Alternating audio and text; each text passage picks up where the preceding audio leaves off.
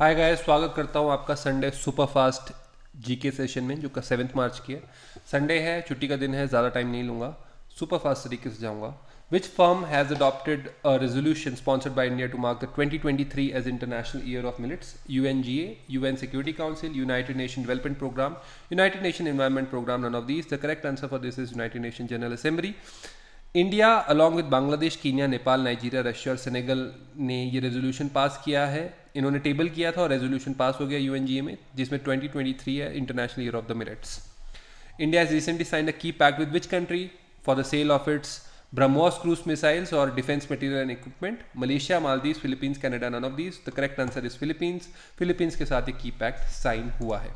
Prime minister Narendra Modi ने inaugurate किया है doctor Shyama Prasad Mukherjee institute of medical sciences and research at which IIT Mumbai, IIT Kharagpur, IIT New Delhi, IIT Chennai, none of these.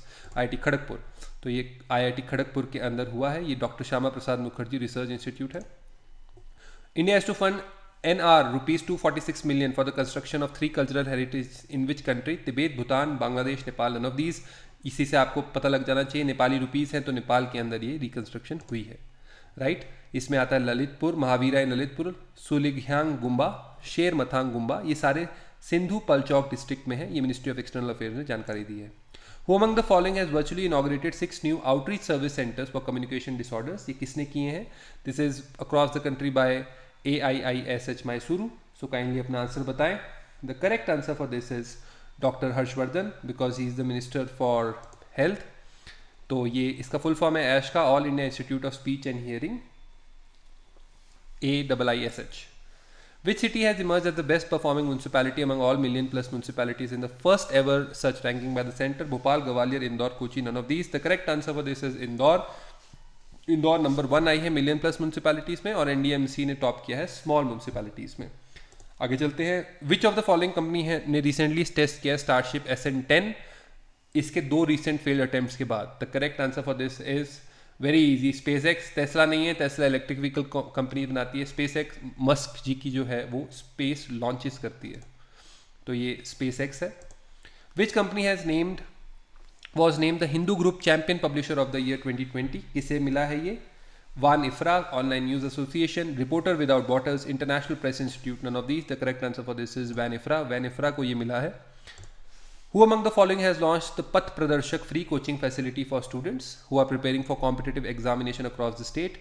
Narendra Modi, Amit Shah, Yogi Adityanath, Akhilesh Yadav, none of these. Very easy because एक ही state के CM यहाँ पे mention है, he is Yogi Adityanath, तो योगी आदित्यनाथ इसका आंसर है। AMNS ने रिसेंटली साइन किया MOU with which state to set up integrated steel plant with an investment of ₹50,000 crore rupees? So kindly आप अपना आंसर बताएं। The correct answer for this is Jharkhand, Madhya Pradesh, Kerala, Orissa, none of these. Correct answer is Orissa. तो उड़ीसा के अंदर industrial landscape को बदलने के लिए आर्सेलरमित्तल निप्पन स्टील ने कहा है कि वो 12 MTPA इंटीग्रेटेड स्टील कॉम्प्लेक्स खड़ा करेंगे केंद्रपाड़ा डिस्ट्रिक्ट में। इन्वेस्टमेंट होगी 50,000 crore.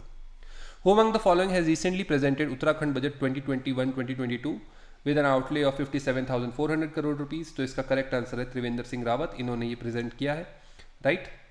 Next, Who among the following is the author of the book Artificial Intelligence and the Future of Power? 5 Battlegrounds?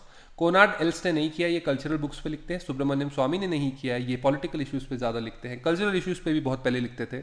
Swaminathan Gurumurthy की ये बुक नहीं है, ये बुक है राजीव मल्होत्रा जी की, जिसे रूपा पब्लिकेशंस ने पब्लिश किया है। Pybeam has launched an electric two-wheeler Pymo that can reportedly charge faster than a smartphone and comes with a range of 50 km. Pybeam startup है किस IIT का? तो the correct answer for this is IIT Madras, Kolkata, Kanpur, Delhi, none of these. Kindly अपना answer बताएं। So the correct answer for this is IIT Madras. तो IIT Madras ने start किया है Pybeam, और ये उन्हीं का इंक्यूबेटेड स्टार्टअप है।